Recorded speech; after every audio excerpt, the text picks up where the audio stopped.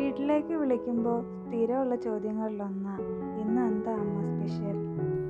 കഴിഞ്ഞ ദിവസം വിളിച്ചപ്പോൾ അമ്മ പറഞ്ഞു കപ്പയും മീൻ കറിയും, അതും തലക്കറി. അപ്പോൾ തുടങ്ങിയതാ തലക്കറി കഴിക്കാനുള്ള കൊതി. അപ്പോൾ പിന്നെ ഞാനും ഉണ്ടാക്കി. ചട്ടി അടുപ്പത്ത് വെച്ച് വെളിച്ചെണ്ണ ഒഴിച്ചതിന് ശേഷം കടുകിടുക.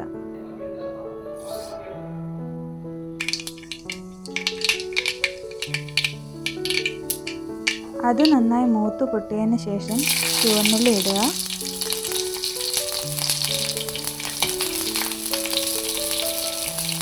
ചുവന്നുള്ളി നന്നായി വഴണ്ടി വരുമ്പം വെളുത്തുള്ളിയും ഇഞ്ചി ഇട്ടിട്ട് വീണ്ടും വഴറ്റുക.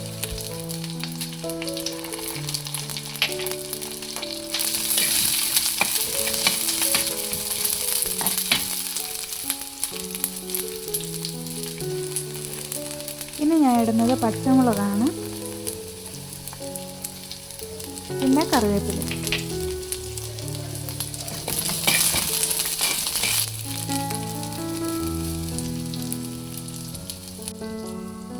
ഈ സമയം കുറച്ച് തക്കാളിയും ചേർത്ത് കൊടുക്കാം.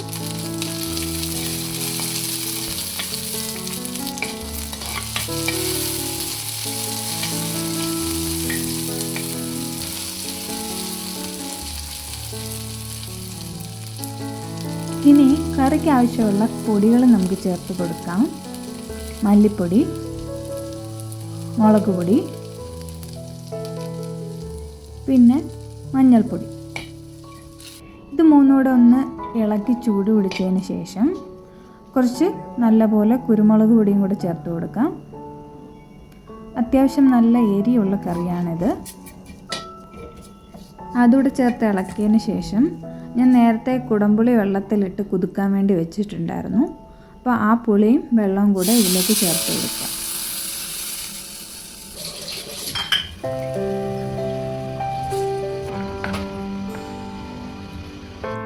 എന്നിട്ട് ആവശ്യത്തിന് വെള്ളവും കൂടെ ഒഴിച്ച് ഇതിനെ തിളയ്ക്കാൻ വേണ്ടി വയ്ക്കുക.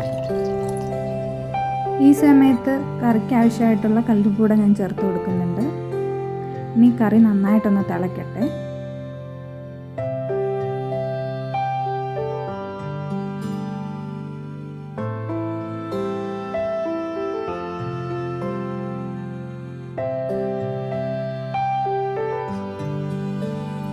കറി ഇവിടെ നന്നായിട്ട് തിളച്ച് വന്നിട്ടുണ്ട്. ഇതിലേക്ക് ഞാനിനി മീൻതല ചേർത്ത് കൊടുക്കുകയാണ്. ഞാനിവിടെ കേരമീൻ്റെ തലയാണ് എടുത്തിരിക്കുന്നത്. അതേപോലെ തന്നെ ഉപ്പും മുളക് പൊടിയും മഞ്ഞൾപ്പൊടിയും ചേർത്ത് അരമണിക്കൂർ മുന്നേ മാരിനേറ്റ് ചെയ്ത് വെച്ചിരുന്നതാണ് ഈ മീൻ.